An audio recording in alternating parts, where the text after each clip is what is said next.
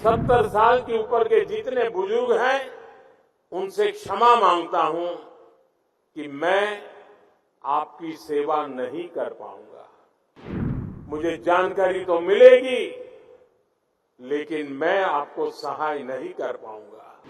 लेकिन राजनीतिक स्वार्थ की वृत्ति की दीवारें मुझे दिल्ली के बुजुर्गों की सेवा करने से रोक रही है। मैं दिल्ली के 70 साल के ऊपर के जितने बुजुर्ग हैं और पश्चिम बंगाल के 70 साल के ऊपर के जितने बुजुर्ग हैं उनसे क्षमा मांगता हूं कि मैं आपकी सेवा नहीं कर पाऊंगा। मैं उनसे क्षमा मांगता हूं कि मुझे पता तो चलेगा आपको कष्ट है, मुझे जानकारी तो मिलेगी, लेकिन मैं आपको सहाय नहीं कर पाऊंगा।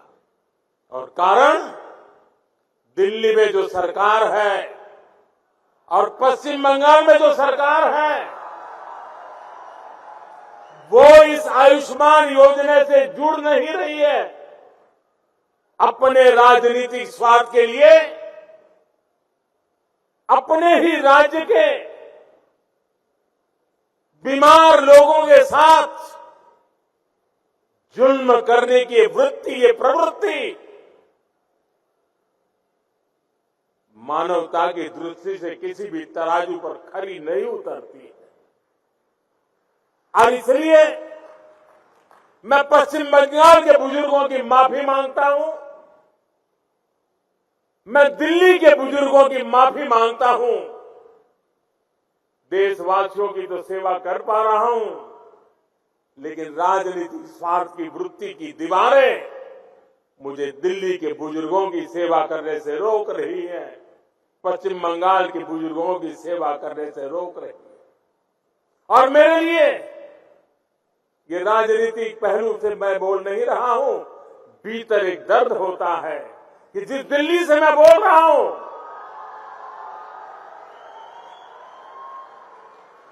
दिल्ली के भी बुजुर्ग मेरी बात सुनते होंगे।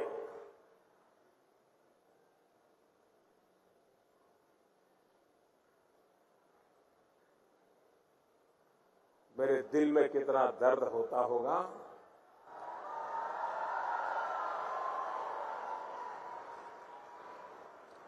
मैं शब्दों में बयान नहीं कर पाऊंगा। साथियों, गरीब हो, मध्यम वर्ग हो, सभी के लिए इलाज का खर्च कम से कम हो, ये हमारी सरकार की प्राथमिकता रही है। आज देश भर में 14,000 से ज्यादा पीएम जन औषधि केंद्र इस बात के साक्षी हैं कि हमारी सरकार कितनी संवेदनशीलता से काम कर रही है। जन औषधि केंद्रों पर 80% डिस्काउंट पर दवाइयां मिलती है।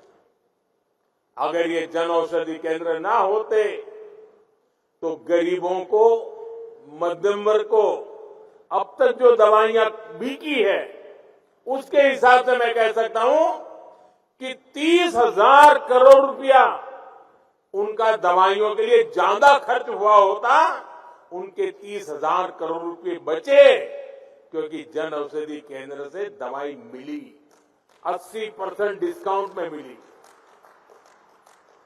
आप जानते हैं, हमने स्टेंट और नी इम्प्लांट में जैसे उपकरणों को सस्ता किया है। अगर ये निर्णय भी ना लिया होता तो सामान्य मानवी पर, जिन्होंने ये ऑपरेशन करवाए हैं, उनको 80,000 करोड़ रुपए ज्यादा खर्च करना पड़ता। ये हमारे प्रयासों का परिणाम है कि उनके 80,000 करोड़ रुपए बचे हैं। मुफ्त डायलिसिस की योजना से भी लाखों मरीजों का हजारों करोड़ रुपए का खर्च बचा है। हमारी सरकार जानलेवा बीमारियों से रोकथाम के लिए मिशन इंद्रधनुष अभियान चला रही है।